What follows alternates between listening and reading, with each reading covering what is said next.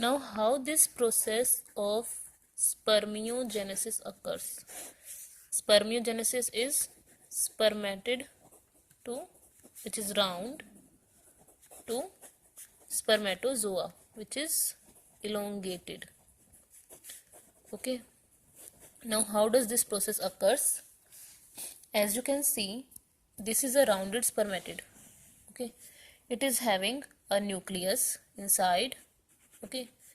These are the mitochondria. Okay. These are the mitochondria. And here is your Golgi apparatus.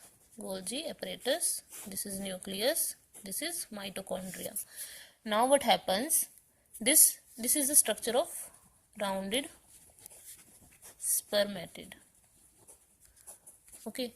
Now this spermatid, it elongates slightly. Okay. So that this is the centriole here. Centriole.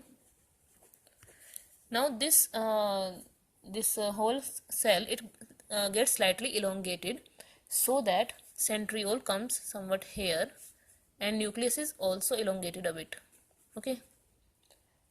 And above the acrosome, above the nucleus, these Golgi apparatus, they start forming a cap-like structure. Okay, within the cell. This is the cytoplasm. These are mitochondria.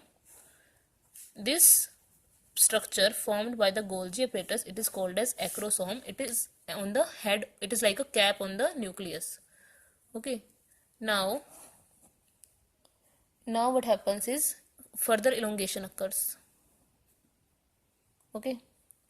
And these mitochondria, they start arranging in the near the elongated part. Okay. This is the tail.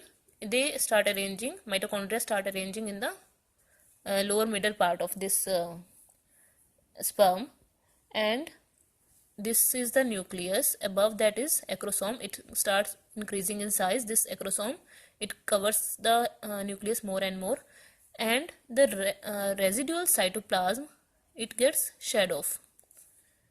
Residual cytoplasm from the rounded spermatid, it gets shed off, and it forms a elongated structure.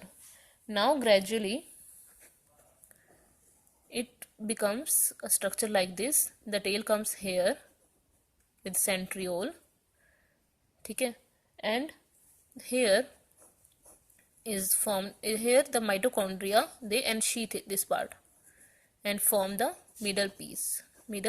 This middle piece is formed by mitochondria, and here is your nucleus, which is covered by acrosome. Okay. And finally what happens? Finally, this is the nucleus, which is mostly covered by your acrosome. Okay. It forms the head. Here it is the middle piece, which is encircled or unsheathed by mitochondria, and this is the tail, or the tail is also called as, this is the principal piece of tail, and this is end piece of tail. This whole spermatozoa, it is a mature spermatozoa, but even till now it is non-motile. Okay. What happens when this mature spermatozoa gets formed? It passes into the lumen of seminiferous tubules, and from there to epididymis, and further its transport we have already studied. Okay. Now about acrosome. This acrosome, as we have seen, that it is derived from the Golgi apparatus. And what is its function?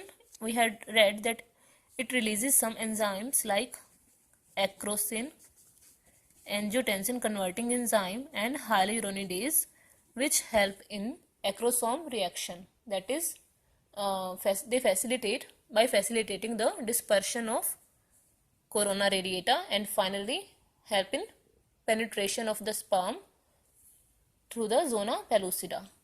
Okay. Now one more thing. apart from the supposing this is the seminiferous tubule, okay, and as the spermatozoa form, it comes into the lumen. Within the seminiferous tubules, there are some more cells. These cells are called as Sertoli cells. Also, you should know that these are the seminiferous tubules. This is one seminiferous tubule. This is another seminiferous tubule. And in the interstitium part of the seminiferous tubules, there are Leydig cells. Leydig cells secrete testosterone. Okay. And these Sertoli cells, which line the seminiferous tubules, these are also called as sustentacular cells. And these cells support and nourish these germ cells. Okay. And also these cells, they secrete some substances like inhibin, androgen binding protein, aromatase, and Mullerian inhibitory substance. Inhibin inhibits follicle FSH. Androgen binding protein, its name is androgen binding. That is, it binds the androgen, that is testosterone, and which helps in stimulation of spermatogenesis.